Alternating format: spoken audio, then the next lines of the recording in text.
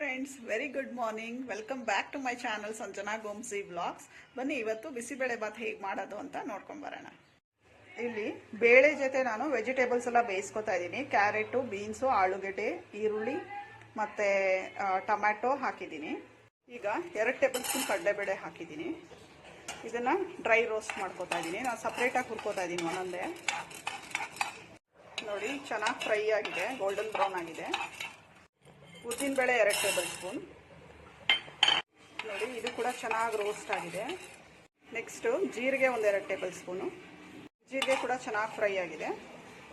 ಈಗ ಮೆಣಸು 2 table spoon. ಚೆನ್ನಾಗಿ ಫ್ರೈ ಆಗಿದೆ ಇದು ಕೂಡ. ಸಾಸಿವೆ ಮತ್ತು ಮೆಂತ್ಯ ಎರಡೂ ಅರ್ಧ ಟೇಬಲ್ ಸ್ಪೂನ್ ಹಾಕೊಂಡಿದ್ದೀನಿ. ಈಗ ಧನಿಯಾ 2.5 ಟೇಬಲ್ ಸ್ಪೂನ್ ಹಾಕೋತಾ ಇದ್ದೀನಿ. ಈಗ ಒಂದು 5 ಒಣಮೆಣಸಿನ್ಕಾಯಿ ಹಾಕ್ತಾ ಇದ್ದೀನಿ. 5 ಬ್ಯಾಡ್ಗೆ ಮೆಣಸಿನ್ಕಾಯಿ, ಹಾಗೆ ಸ್ವಲ್ಪ ಚಕ್ಕೆ ಕೂಡ ಹಾಕೋತಾ ಇದ್ದೀನಿ. ಈಗ ಇದೆಲ್ಲ ಹುರಿದಿದ್ದಾಗಿದೆ. ಈಗ ಇದನ್ನು ಪೌಡರ್ ಮಾಡ್ಕೋಬೇಕು. ನೋಡಿ, ಬಿಸಿಬೇಳೆ ಬಾತ್ ಪೌಡರ್ ರೆಡಿಯಾಗಿದೆ. ತುಂಬ ಘಮ್ ಅಂತಿದೆ ಮನೆಯೆಲ್ಲ.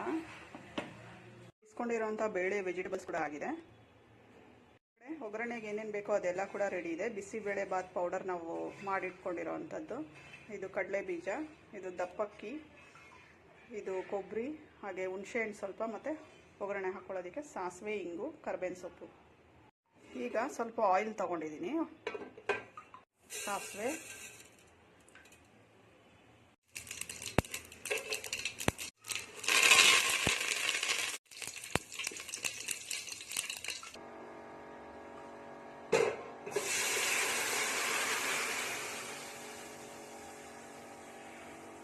ಈಗ ಹುಣಸೆಹಣ್ಣು ರಸ ಹಾಕ್ತಾ ಇದ್ದೀನಿ.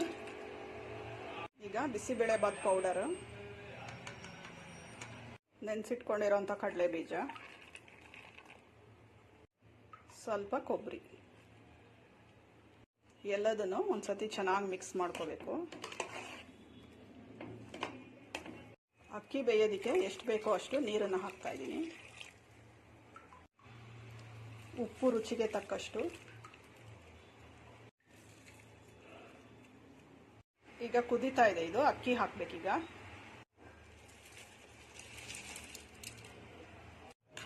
ಅಕ್ಕಿ ಹಾಕಿದ್ದೀನಿ.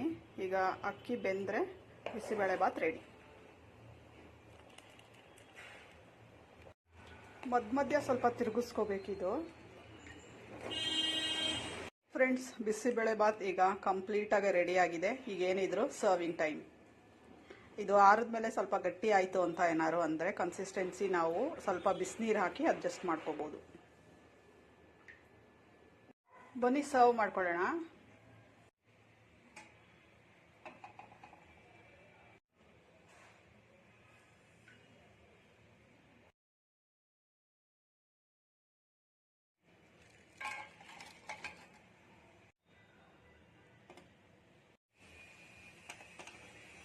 ರೆಡಿ.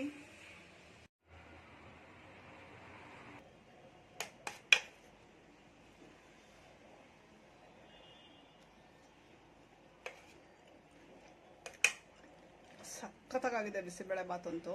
ಟೇಸ್ಟು ಅಂತೂ ಸಿಕ್ಕಾಪಟ್ಟೆ ಚೆನ್ನಾಗಿದೆ. ಖಾರ, ಹುಳಿ, ಉಪ್ಪು ಎಲ್ಲ ಹದವಾಗಿದೆ. ನೀವು ಒಂದ್ಸತಿ ಟ್ರೈ ಮಾಡಿ ಅಂತ ಹೇಳ್ತಾ ಈ ವಿಡಿಯೋನ ಇಲ್ಲೇ ಮುಗಿಸ್ತಾ ಇದ್ದೀನಿ. ಬಾಯ್, ಟೇಕ್ ಕೇರ್.